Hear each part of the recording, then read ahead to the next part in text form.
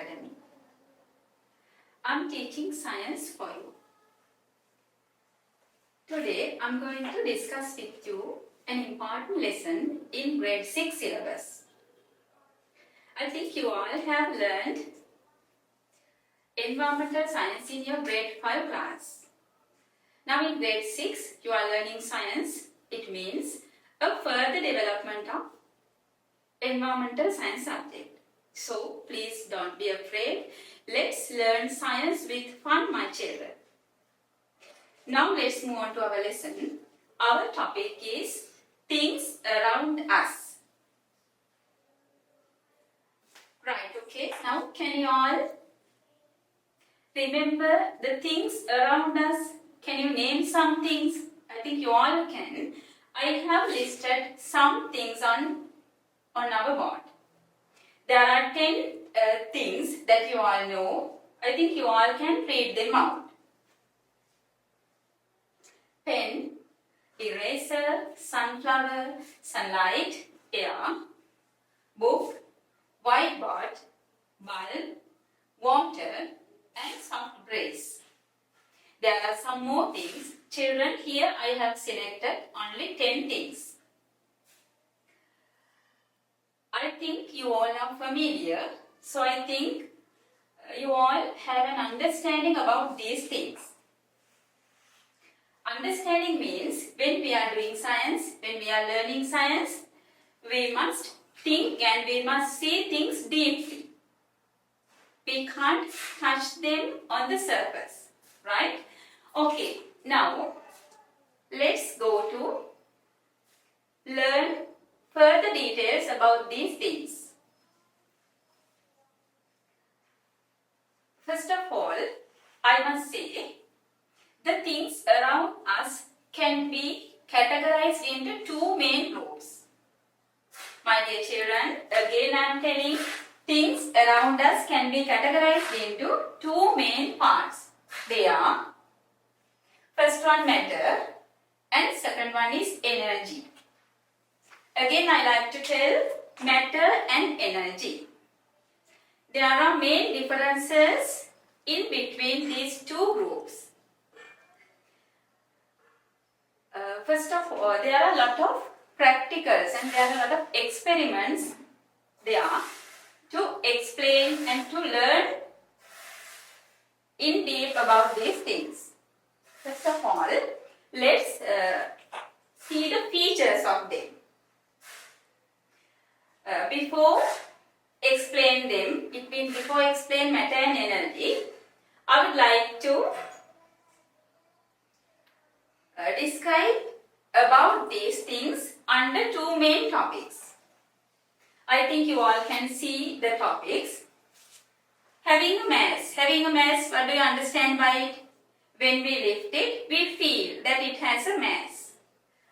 Occupying a space, it means that it occupies a space. It means that it needs a space to survive or exist. These are the two terms again, having a mass and occupying a space. Now let's move on to our things. Our first thing is pen, right?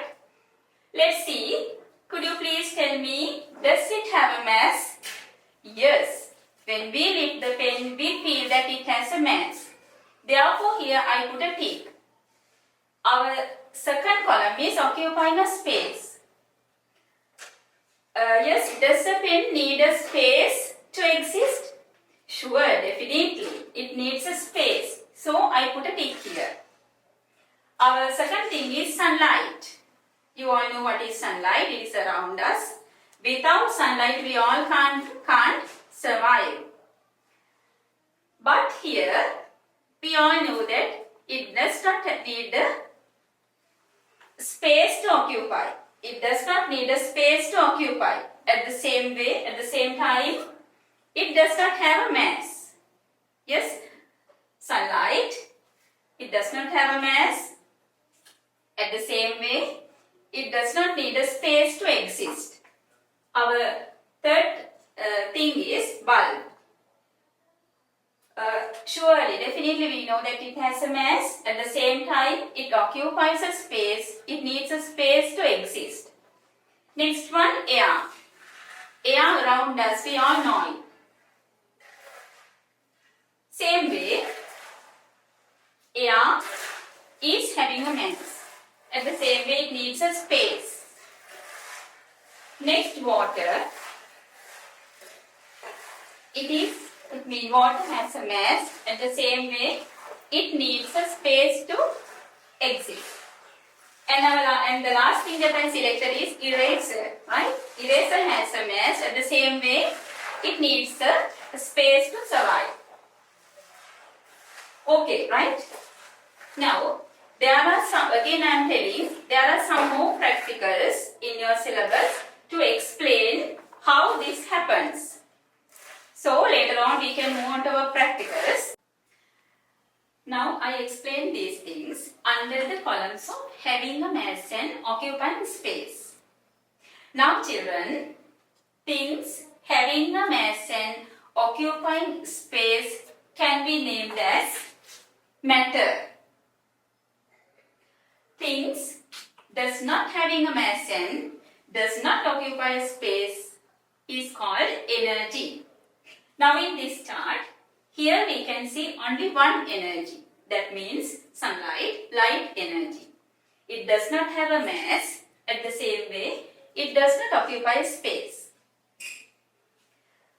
Right? I think it is clear for you. Then let's move on to our next part. Here, the matter, it means things around us can be classified into two main parts, matter and energy. Then I explain what is a matter and what is an energy. Then I am going to explain you the features of matter. Matter can be divided into three main parts.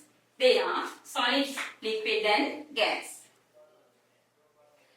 If we mention the features of a solid, it has a definite shape. At the same way, it has a definite volume.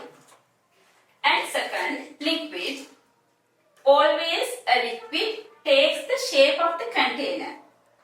And at the same way, it has a definite volume.